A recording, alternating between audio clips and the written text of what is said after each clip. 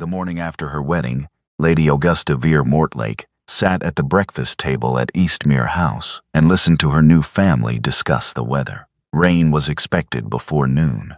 The road south would be difficult. Someone's cousin had written from Bath about the frost. Augusta lifted her teacup and drank, and the porcelain was warm against her fingers, and the fire across the room was perfectly adequate, and none of it touched the cold that had settled somewhere behind her sternum the moment she had stepped into this house as its duchess. She had made her calculation. She had weighed it carefully in the 48 hours between her father's solicitor friend pressing her hand at a dinner party and saying, "There is something you should know about the man you are to marry," and the moment the ring had slid onto her finger. Gently, she had noticed, with a precision that had briefly surprised her. She had made her calculation, and she had stood in that church, and she had told herself she was prepared for anything this marriage might produce. She had not, it turned out, been entirely right. At the far end of the table, Anthony Mortlake, Duke of Eastmere, stared at his plate and said nothing, and Augusta watched him from beneath her lashes and thought, something is about to happen. It happened quietly, as the worst things do. The Dowager Lady Sybil, Anthony's aunt by marriage, had been speaking about the November roads. Anthony's sister Caroline was nodding with the particular attentiveness of a woman who is not listening at all. The two cousins present were occupied with their eggs. 3 members of the senior staff stood in the corridor just beyond the open door, and Augusta had noted their presence from the moment she sat down, because Augusta noted everything. Anthony set his fork down. He did not look at her. He said, in a voice calibrated with terrible precision, quiet enough to be private, audible enough to be public, that this marriage was his punishment. The room went still. Augusta set down her teacup. She set it down without sound, without haste, with the deliberate care of a woman who has decided exactly what she is going to do next. She turned to look at her husband, of less than 24 hours. He was staring at his plate. His jaw was set. He had the look of a man who has just said aloud something he's been saying to himself for days, and who is now waiting for the ceiling to fall. Augusta looked at him for 1 full second. Then she smiled, small, precise, the kind of smile that takes a lifetime to acquire and cannot be counterfeited. "Then consider your sentence served," she said. Her voice reached every corner of the room. It reached the corridor. She rose from her chair.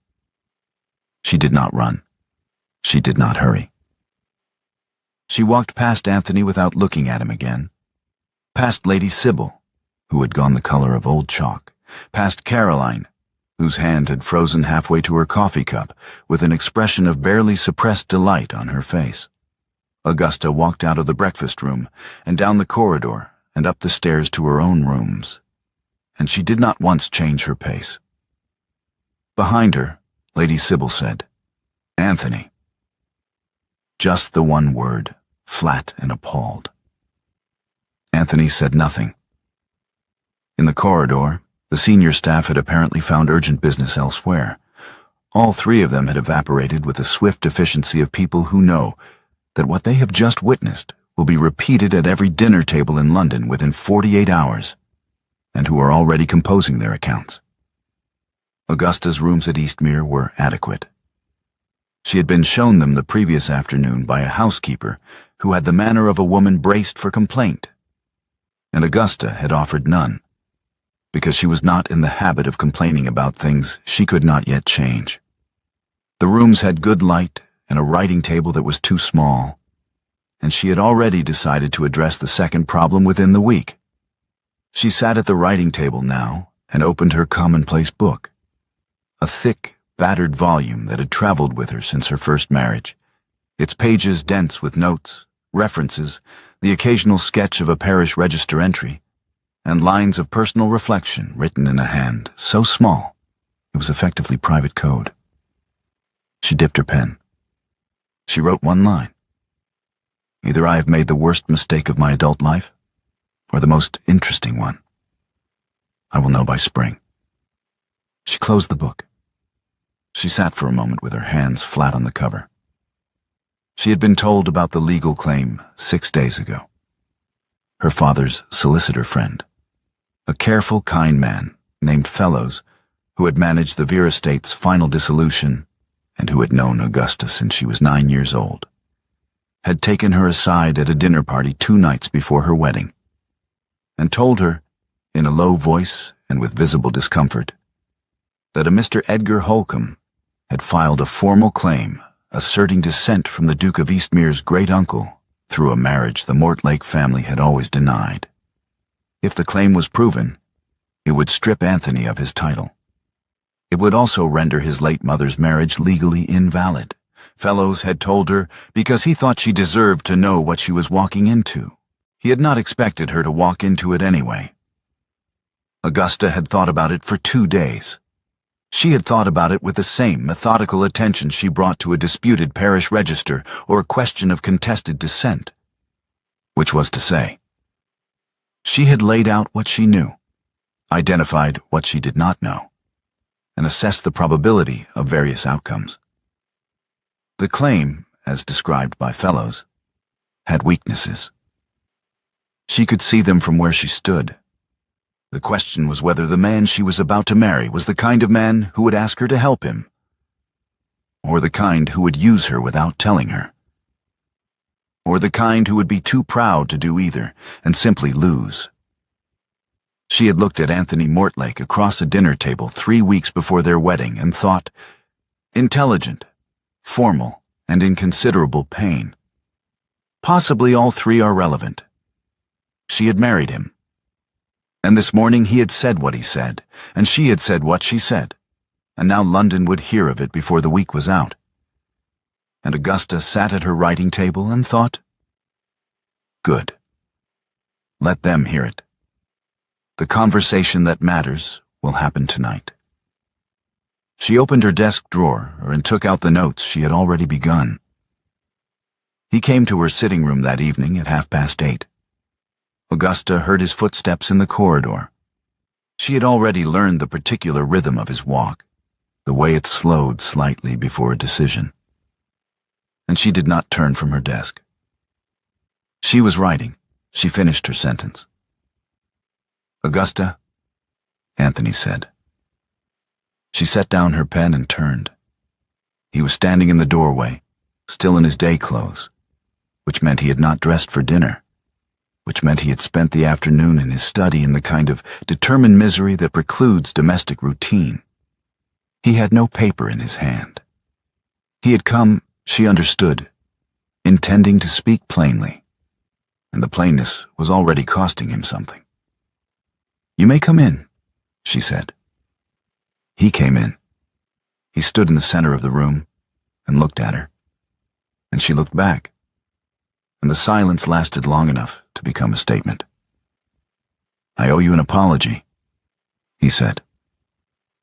"You owe me several," Augusta said. "Which one are you offering?" "For this morning," he said. "For what you said, or for the fact that you said it in front of your aunt and your sister and 3 members of your staff?" "Both." "That is not an apology," Augusta said. "That is a category. An apology names the specific thing that was done. What you said this morning was that our marriage is your punishment. I would like to know what you meant by it." Anthony's jaw tightened. "I meant that I had behaved badly in the circumstances that led to this marriage." "Badly toward me specifically, or badly in general?" "Toward you?" He paused. "I used your expertise as a solution to a problem without informing you of the problem." "Yes," Augusta said. "You did. And you have still not told me what the problem is." He looked at her. Something in his face shifted. A fractional change. The kind that would be invisible to anyone who had not spent 38 years learning to read what people were not saying. "I did not expect," he said, "that you would—" He stopped.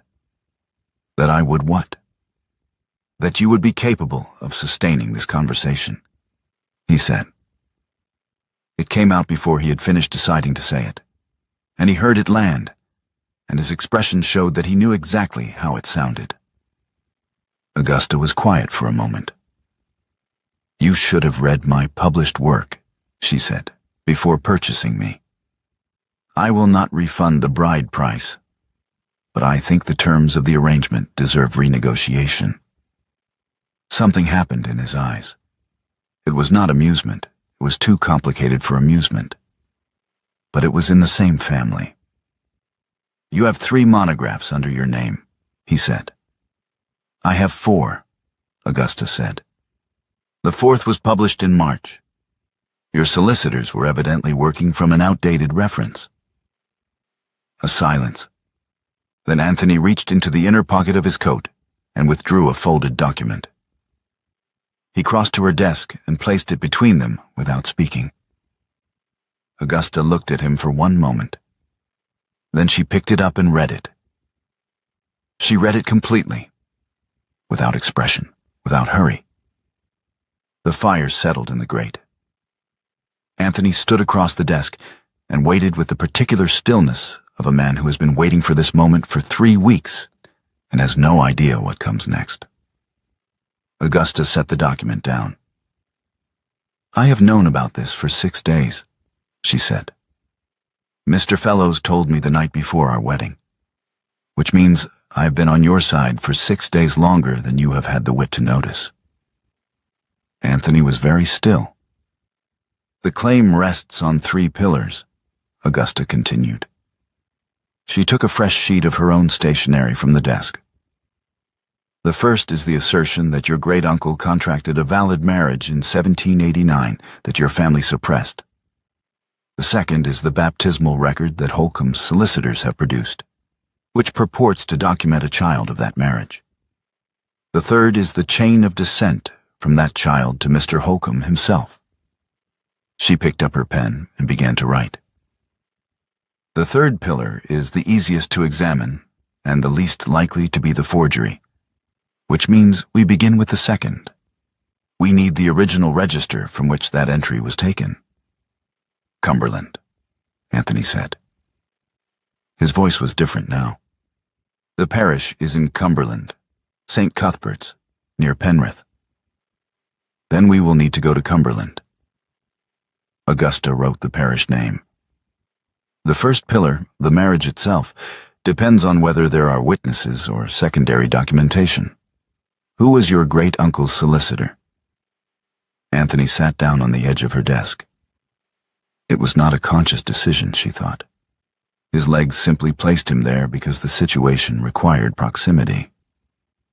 "I will find out," he said. "Good." She handed him the sheet of stationery. "These are the first 3 lines of investigation. I suggest we begin in the morning." He looked at the sheet. He looked at her. He said, "You married me knowing about this." "I married you," Augusta said, "because it was the most interesting puzzle I had been offered in 14 years, and because you were the only position from which I could usefully solve it. Whether that reflects well on either of us is a question for another evening." Anthony was quiet for a long moment. Then he said, "You are not what I expected." "No," Augusta agreed. "I rarely am." They bent over the stationery together, and the fire burned steadily, and outside the November wind found the eaves of Eastmere House and tested them, and found them sound. Within a week, Augusta had moved her writing desk into the library. She had not asked. She had appeared one morning with 2 footmen and a crate of reference volumes, and by the time Anthony came down to work, her desk occupied the south end of the library table with the permanence of something that had always been there. He had looked at it for a moment. He had looked at her. He had said nothing. He had sat down at his own end of the table and opened his correspondence. Lady Sybil heard about it by afternoon and sent a note indicating that she intended to discuss the matter at her earliest convenience. Augusta sent back a note inviting Lady Sybil to tea on Thursday. And when Lady Sybil arrived, prepared, Augusta could see, to deliver a structured objection. Augusta had poured the tea and explained, with complete courtesy and no visible awareness that there was anything to be defensive about, that she had been engaged by her husband for her professional expertise and intended to be useful, and that the library was the most practical location for the work in question. She asked Lady Sybil whether she took sugar. Lady Sybil departed 40 minutes later, looking considerably more confused than satisfied, which Augusta considered a reasonable outcome for a first engagement. Meanwhile, letters had begun arriving for Augusta from colleagues, a historian at the British Museum, 2 members of the Antiquarian Society her father had chaired, a solicitor who had used her second monograph in a case the previous year. Word had apparently traveled. The letters were curious and carefully worded, asking in various oblique ways whether the new Duchess of Eastmere intended to continue her professional work. Augusta set them aside. She would answer them when there was something worth answering. London, she heard through Caroline, Anthony's sister, who had taken to dropping in with cheerful informality, had begun referring to them as the dueling Duke and Duchess, which Augusta found both accurate and mildly satisfying. That night, when Augusta looked up from a particularly dense passage of ecclesiastical law, she found that the better reading lamp had been moved to her side of the table. Anthony was reading across from her, apparently absorbed in his work. Neither of them mentioned it. Augusta turned back to her page, and the lamp cast its warm circle over her notes, and the library was quiet. And outside, the first real snow of the season was beginning to fall. November gave way to December in a progression of long evenings and increasingly familiar silences. Augusta taught Anthony to read parish registers. He had a methodical mind, she discovered, and once he understood the system, he was faster than she had expected. Anthony taught Augusta how arbitration procedure worked, the specific language and sequence of a formal hearing, the weight that different categories of evidence carried. She asked precise questions. He answered them without condescension, which she noted. Their conversations moved. She could not have said when the movement began, only that one evening they were discussing the ecclesiastical jurisdiction of a Cumberland parish. And the following evening, Anthony asked her, without particular preamble, about her first marriage. She told him the facts plainly. Married at 21 to a man she had respected and liked. Widowed at 24, 14 years of independent work since. He listened without interrupting. When she finished, she asked him about his mother. He was quiet for a moment before he answered. His mother, he said, had been the kind of woman who made a house feel inhabited. She had died 4 years ago. He still reached sometimes for the letter he would have written her. Augusta thought about her father, who had taught her Latin and paleography and the names of the Norman barons, and who had died believing her mind was the finest thing he had produced. She did not say this aloud, but she understood what Anthony meant.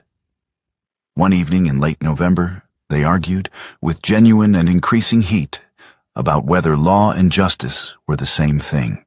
Augusta held that they were not and could not be by definition, because law was a human construction and justice was a standard against which human constructions were measured. And conflating the two was the intellectual error that produced the most suffering. Anthony held that in a functional society, the distinction was academic because without law there was no mechanism for justice at all, and that a scholar who refused to work within the mechanism was choosing philosophical purity over practical result. Neither won. They both went to bed dissatisfied and resumed the argument over breakfast. And it was the best conversation Augusta had had in years. Late one night in the first week of December, Augusta fell asleep over a Cumberland register. She did not intend to. One moment she was reading, The next, she was waking with her cheek on her arm and the fire lower than it had been, and something warm across her shoulders. She lifted her head. Anthony's coat was draped over her. He was across the room with his back to her, apparently reading, with the particular stillness of a man who is pretending he has not just done something. Augusta looked at the coat. She looked at him. She said nothing. She pulled the coat a little closer and went back to work, and wore it until they finally closed the books at 2 in the morning. 10 days later, they rode out to a tenant church 6 miles from Eastmere to verify secondary record. The road had been passable. The churchyard was not. The flagstones were sheeted in ice, invisible under a thin layer of overnight snow. And Augusta was 3 steps from the gate when her boot found a particularly treacherous patch and her balance went. His hand caught her elbow. Fast and certain, the grip of a man who has been watching the ground and has already decided what he will do if she slips. He steadied her, and his hand stayed a moment longer than steadying required. She felt the deliberateness of it, the decision in it. And then they were both looking at the church door, and neither of them said anything. Walking back to the carriage an hour later, Augusta took his arm without asking. He adjusted his pace to hers without comment. The carriage ride back to Eastmere was quiet, and not uncomfortably so. Holcomb's lawyer had been watching the calendar. In the second week of December, a formal letter arrived addressed to Anthony, written in the elaborate threatening language that legal men used when they wanted to imply violence while maintaining deniability. The letter suggested that a challenge to the authenticity of the claim would be answered with the public disclosure of certain correspondence relating to the management of the late Duke's estate. Anthony's father's estate, in other words. Implying irregularities that would be damaging to the family's reputation. Anthony read it twice and set it on the library table. Augusta read it once. "He does not have the correspondence," she said. "How can you be certain?" "Because if he had it, the letter would name a specific document and a specific date. This letter names nothing. It implies a category. That is the language of a man who is hoping you will be frightened into settling before he has to produce evidence he may not possess." She picked up her pen. "We will respond in kind. Specifically, we will acknowledge receipt of the letter, note that we are unable to respond to unspecified allegations, and invite Mr. Holcomb's solicitor to produce the correspondence in question at his earliest convenience, at which point we will be happy to address its contents." Anthony looked at her. "You enjoy this?" "I find it clarifying," Augusta said. "There is a difference." They drafted the reply together, and the lawyer received it 3 days later, and no correspondence was forthcoming. Augusta filed the exchange in her case notes under intimidation, unsuccessful December 12th. Lady Sybil's dinner was a different matter. It was a formal evening, 12 guests, the good china, the kind of social occasion that operated entirely on established hierarchy, and would have run like clockwork if Lady Sybil had not made 2 precise adjustments. The first was Augusta's placement at the table, seated below her rank between a minor baronet's wife and a cousin, whose name Augusta had not previously encountered. The second was conversational. Twice during dinner, when Augusta had begun to speak, once on the subject of a contested estate case she had consulted on, once on the question of the Cumberland registers, Lady Sybil had redirected the conversation with the smooth efficiency of a woman who had spent 40 years managing rooms. Augusta absorbed it. She did not flinch, did not flush, did not allow her expression to shift by a fraction. She had been managed out of conversations before. She knew how to sit inside the humiliation without letting it show. What she did not anticipate was Anthony. The second redirection had just occurred. Lady Sybil's voice smoothly overriding Augusta's mid-sentence to address a question to the baronet at the far end of the table, when Anthony interrupted his aunt. Not loudly, not with obvious aggression, but with the kind of flat, final clarity that left no room for misunderstanding. "I believe Augusta was speaking," he said, "about the Cumberland registers." He looked at Augusta. "You were saying that the ecclesiastical records in that parish present a particular challenge, mates." 12 people heard it. Lady Sybil's face did not change, but her hands, Augusta noticed, settled very carefully onto the tablecloth. Augusta met Anthony's eyes for a moment. Then she continued exactly where she had left off, and finished her point. No one interrupted her again. The dinner ended in civil silence.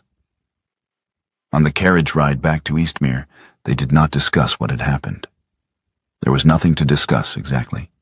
Or rather, there was everything to discuss, and neither of them had the language for it yet. Augusta looked out the window at the dark road and the hedgerows silver with frost, and something shifted in her chest that she had not felt in a very long time, and she allowed herself privately a small smile. Not dry, not strategic, simply warm. They left for Cumberland in the second week of January, when the roads were hard with frost and the sky had the flat white look of more snow coming. The vicar of St. Cuthbert's, a small elderly man named Hartley, who seemed entirely unsurprised by the arrival of a duke and duchess requiring access to his parish records at irregular hours, showed them to the vestry and brought them tea and asked no questions whatsoever, which Augusta considered the mark of an excellent churchman. They worked through the first night and into the second morning. The vestry was cold, the kind of cold that settles into stone walls in January and does not leave until April, and the candlelight was adequate for careful work, and Augusta moved through the registers with the methodical speed of long practice, while Anthony worked the secondary volumes she directed him toward. She found Holcomb's entry on the second night. "Anthony," she said. He was beside her in 4 steps. She pointed to the line. He read it. He read it again. The entry was a baptismal record from 1791, documenting the birth of a child to one Thomas Mortlake and his wife. It was the entry that underpinned Holcomb's entire claim of descent, and it was a forgery. She could see it in the ink, a slightly different consistency from the surrounding entries, a hairline variation in the pen angle, the characteristic signs of an entry made at a different time from the record surrounding it, by a hand attempting to match the register's existing style. "The ink is wrong," she said. "The surrounding entries are from a single pen. This entry was added later, possibly years later." She looked at Anthony. "Holcomb's claim rests on this. Without it, the descent he asserts cannot be documented." Anthony let out a slow breath. "We need to look at the surrounding years," Augusta said. "The forger would have had a reason. Something was being hidden." They kept working. 3 pages later, Augusta stopped again. She looked at what she had found. She looked at it for a long time, making certain. Then she said his name again, and her voice was different this time. Careful, deliberate, carrying something that was not triumph. He came and looked. The entry was from 1789. A legitimate baptismal record, clearly original, documenting the birth of a child to a man named William Mortlake, Anthony's great-uncle, and a woman named Eleanor Hartley, a child who, according to the subsequent entries Augusta traced through the next 40 minutes of silent, methodical work, had lived, married, and produced descendants. Descendants who were, by the line Augusta was reconstructing on the paper beside her, represented in the present day by a man named Edgar Holcomb. The forged entry of 1791 had been placed in the register to establish a false descent, obscuring the real one. The false descent could be challenged and dismissed. The real one could not. But the forged entry had been placed there by Anthony's late uncle, his mother's brother, a man Anthony had spoken of with uncomplicated affection. Specifically to disinherit William Mortlake's legitimate child and consolidate the title through deliberate fraud. Anthony's title was secure. The forgery proved Holcomb's documented claim was false, but the truth beneath the forgery proved that Holcomb's family had been wronged. They sat in the cold vestry as the light outside the narrow windows began to change from black to gray. The register lay open between them. Anthony had not spoken in 20 minutes. Augusta looked at him.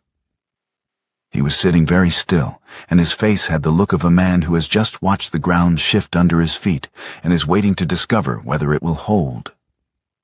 She crossed to him. She sat beside him on the vestry bench, close enough that their shoulders nearly touched. She took his hand, his left hand, which was resting on the bench, and she held it between both of hers and said nothing. The silence stretched on. Outside, a bird began to call somewhere in the bare trees. "He forged it himself," Anthony said at last. His voice was flat with the effort of steadiness. "Yes," Augusta said. "My uncle, He stopped. Her voice was quiet. "Yes." Another silence. Augusta held his hand and waited. "What does this require us to do?" Anthony asked. She had been thinking about that for the past hour. She told him plainly. They had found evidence of a forgery committed by a member of the Mortlake family. Evidence that Holcomb's documented claim was false. And evidence that a legitimate line had been deliberately suppressed. All three pieces of evidence existed. The question of what to do with them was not a legal question, but a moral one, and it would have to be answered before they went to the arbitrators. Anthony nodded once. He did not release her hand until the light outside had shifted fully to morning gray, and the vicar knocked gently at the vestry door to ask whether they would like more tea.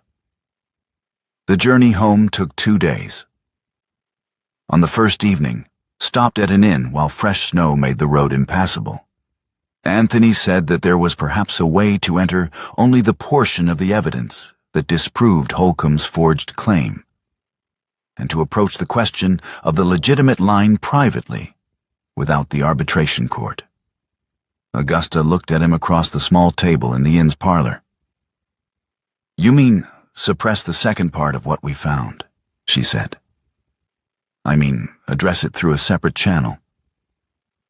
"Anthony, we found evidence that your uncle committed fraud to disinherit a legitimate heir. If we enter only the evidence that exonerates you and approach the rest quietly, we are choosing which part of the truth to tell. That is not a different channel. That is a lie with better manners." "My mother's name is in those records," Anthony said. "Her brother's fraud. If this goes into the arbitration record, it becomes a public document. Her name, her family." "Your mother's name is already in those records," Augusta said. "It was placed there by the circumstances of her birth. What you are asking me to decide is whether to be the kind of scholar who selects the evidence that serves the client and sets aside the evidence that does not. I have spent 30 years refusing to be that scholar. I will not begin now. I am not asking you to falsify anything. I am asking you to exercise judgment about what is relevant." "All of it is relevant," Augusta said. "That is what the word means." He said that she was indifferent to what full disclosure would cost, that she was treating his family's history as a research problem rather than as people she was connected to now. She said that she was treating it with the only form of respect she knew how to give it, which was honesty, and that if he wanted a wife who would manage the truth to protect his comfort, he had made a serious error of selection. They returned to Eastmere in separate carriages. Augusta took her work to the dower wing and stayed there. She did not slam doors or refuse meals or make her withdrawal dramatic in any way. She simply worked alone in the small sitting room of the dower wing and thought about what she had said and whether she had said it well, and concluded that she had said it accurately, which was not quite the same thing, but would have to do. On the second day, Lady Sybil arrived. She came without announcement, which was her habit, and Augusta received her in the dower sitting room with the courtesy she gave everyone, and waited. Lady Sybil sat down, arranged her skirts, and offered Augusta a face-saving exit. A winter in Bath, a quiet dissolution of the marriage on grounds of incompatibility, no scandal that could not be managed. She said it as a kindness. She almost meant it as one. Augusta looked at Lady Sybil for a long moment. She thought about Bath. She thought about her rooms there, the quiet, the work she could return to, the conversations she would have with people who already knew her and would not require her to prove anything. Her voice was steady. No. Lady Sybil blinked. Augusta. Augusta met her gaze without wavering. No. Thank you for coming.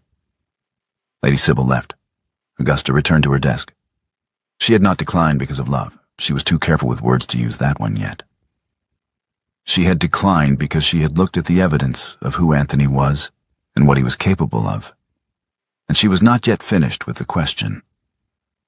She was not a woman who walked away from questions. On the third day, he came. He knocked. She said, "Come in." He came in and stood in the center of the dower sitting room and looked at her. And she looked back, and he said, without preamble and without defense, that she had been right and he had been wrong, and that he would enter the complete evidence at the hearing, whatever it cost. He turned to leave. Augusta stood up from her desk. She crossed the room in 4 steps and put her hand on his sleeve. He stopped. She kissed him. Once, slowly, with the deliberateness of a woman who has made a decision and is committing to it fully. His hand came up and covered hers where it rested on his arm, and he was very still, and the kiss lasted a moment that neither of them counted. When she stepped back, she looked at him directly. He looked at her. Something had been named between them that had no word yet, but was no longer deniable. "Come back to the library," she said. He came. The 3 weeks before the hearing had the quality of a siege, which was, Augusta thought, entirely appropriate. Holcomb's lawyer sent a proposed settlement, a private acknowledgement of the legitimate line, a sum paid quietly, the arbitration withdrawn. Anthony sent back a refusal. The matter would be decided on the record and in full, or not at all. The Dowager Lady Sybil, in what Augusta later understood was her final move, petitioned to have Anthony declared mentally unsound. Specifically, she cited his decision to permit his wife to give expert testimony in an arbitration proceeding as evidence of impaired judgment. The petition was reviewed and dismissed in 2 days. Augusta heard about it from Caroline, who told her with a particular brightness in her eyes. And Augusta thanked her and went back to her preparation notes. She was rehearsing her testimony in the library on a Tuesday evening. Anthony listening from the other desk and asking the questions she had told him the arbitrators were likely to ask, when she stopped mid-sentence. "Are you afraid?" she asked. Anthony looked up. "Yes," he said. She had expected him to pause before answering, or to qualify it. The plainness of it was different. "So am I," she said. He was quiet for a moment. Then he said, "What are you afraid of specifically?" "That I have prepared this correctly, and they will still find a way to dismiss it," she said. "That the fact of my sex will matter more to the arbitrators than the fact of my evidence. That I will have been right about everything, and it will not be sufficient." She paused. "What are you afraid of?" "That you will be right about everything," Anthony said, "and it will cost you something it shouldn't, and I will not be able to prevent it." Augusta looked at him for a moment. She picked up her notes. "Then let us make certain the preparation is as good as it can be," she said. They worked until the sky outside the library windows began to lighten, and the fire went to embers, and the case notes were as complete and precise as two people who had spent 4 months thinking about almost nothing else could make them. Doctors' Commons on a February morning had the particular quality of London institutional architecture. Grey stone, high ceilings, the sound of footsteps that had been echoing in those corridors for 2 centuries.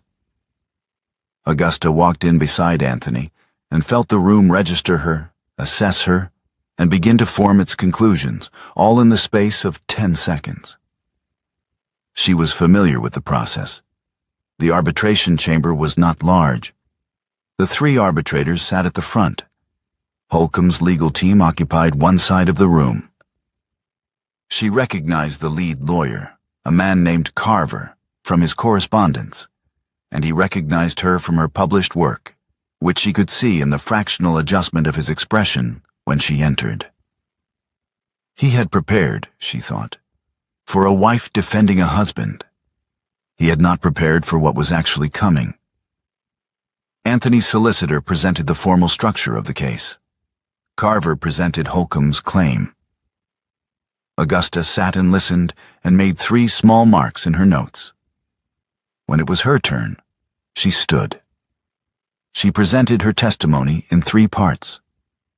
The first part established, with documentary precision, that the baptismal entry underpinning Holcomb's claim of descent had been forged. She named the register, the entry number, the date, and the specific physical evidence of interpolation. She had brought a written analysis and offered it to the arbitrators. Carver objected. The arbitrators reviewed it. The objection was overruled. The second part was the one that changed the room's temperature. Augusta stated plainly that the forgery had been committed not by any member of the Holcomb family, but by Anthony's late uncle, Reginald Mortlake, in or around the year 1791, for the specific purpose of disinheriting a legitimate collateral line. She named the legitimate entry. She named the year. She named the child and the subsequent line of descent. She placed the supporting documentation on the table. The room was very quiet. The third part was the one that stopped Carver entirely. Augusta stated that the legitimate collateral line, the one Reginald Mortlake had fraudulently suppressed, was, through a traceable chain of descent she then traced aloud, represented in the present day by Mr. Edgar Holcomb himself, not through the fraudulent claim his solicitors had filed, through the real one which the fraud had been designed to obscure. Mr. Holcomb had come to this hearing with the wrong documentation for a legitimate grievance. She set down her notes. She looked at the arbitrators. "The Duke of Eastmere's title," she said, "rests on the legitimate line from which he descends, which is unaffected by his uncle's fraud. His title is secure. Mr. Holcomb's claim as filed cannot be sustained because the entry on which it rests is a forgery. However, the estate from which Mr. Holcomb's ancestor was disinherited by that fraud represents a genuine wrong, and the court has before it the documentation necessary to address it." Carver sat with his papers in his hands and said nothing for a moment that lasted considerably longer than a moment. The arbitrators withdrew for 40 minutes. When they returned, the ruling was as Augusta had laid it out. The title remained with Anthony. The Holcomb family was entitled to formal restitution from the Mortlake estate, to be calculated from the value of the disinherited share. The late Reginald Mortlake's fraud was entered into the court record. Anthony would lose approximately a third of his fortune. His title and his late mother's marriage were fully vindicated. In the corridor afterward, as Anthony's solicitor was gathering papers and Carver's team was filing out in a silence that would require considerable processing, a man stopped beside Augusta.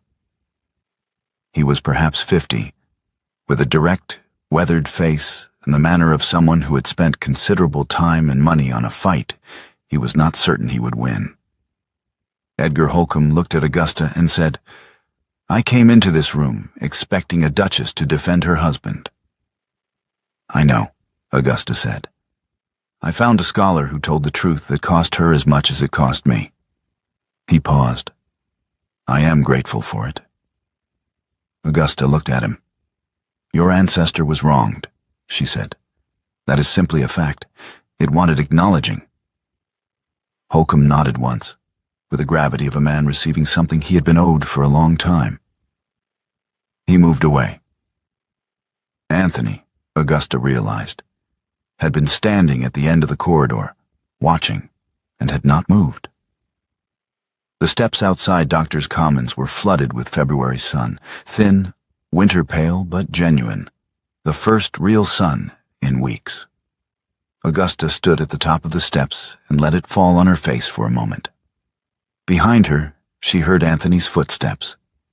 He came to stand beside her, not behind her, not at a proper social distance. Beside her, close enough that she could hear him breathe. He said without title and without formality, "Why did you actually marry me?" Augusta looked at the street below, the carriages, the gray-coated figures moving in the cold, the ordinary February city going about its business. "When Mr. Fellows told me about the claim," she said, "I spent 2 days thinking about what kind of man you were, not what I had heard about you, what the situation itself implied about you. You had a problem that required a genealogical scholar. You chose to solve it by marrying one, without telling her what she was being married for." She paused. "That could mean you were the kind of man who treats people as instruments and sees nothing wrong with it. Or it could mean you were the kind of man who knew exactly what he was doing, was ashamed of it, and did it anyway because he was frightened and had no better idea." She turned to look at him. "I wanted to know which." Anthony was very still. "Which did I turn out to be?" "The second," Augusta said, "which is recoverable. The first is not." He was quiet for a moment. The sun came through a gap in the clouds, and the street below them went briefly bright. "I moved the reading lamp to your side of the table," he said. 3 days after you installed your desk in the library." "I noticed," Augusta said. "I did not know how else to—" He stopped. "I did not have the language for it yet." "I know," she said. "You do now." He turned to face her, and she let him look at her. And what was in his face was the expression of a man who has just been seen clearly by someone whose seeing he had not known, until this moment, that he had wanted. The library at Eastmere the following morning had the quality of a room that has found its right arrangement after a long period of trial. 2 desks occupied the south end of the library table. Augusta's, installed in November and never moved, and Anthony's, which had migrated gradually from its original position at the north end until it was simply beside hers. The case papers were stacked on the side table, finally closed. The fire, which had been banked the night before, was warm and steady. 2 pairs of riding boots stood by the door. A single tray held 2 cups of tea, both still steaming. On Augusta's desk, a fresh sheet of paper bore the beginning of a new monograph. The title was written at the top in her small, precise hand. "On the forensic use of parish registers in questions of contested descent. A case study in documentary evidence and the limits of legal claim." Beneath it, in the space where the dedication would go, she had written 1 line. Anthony was awake before her. For the first time in their marriage, she had noted, with some amusement, before falling asleep. He sat at his end of the table in the morning light, the dedication page open in front of him, and he read the line she had written. For my husband, who chose the truth when it cost him something. This is what that looks like. He sat with it for a long moment. Outside, the February morning was clear and cold, and somewhere on the Eastmere grounds, a horse was being walked in the early light. And the house was quiet in the way that only houses with people in them are quiet. A living quiet, full of small sounds. Anthony Mortlake, Duke of Eastmere, read the dedication again. Then, slowly and privately, in the way of a man who has not had much practice at it, he smiled.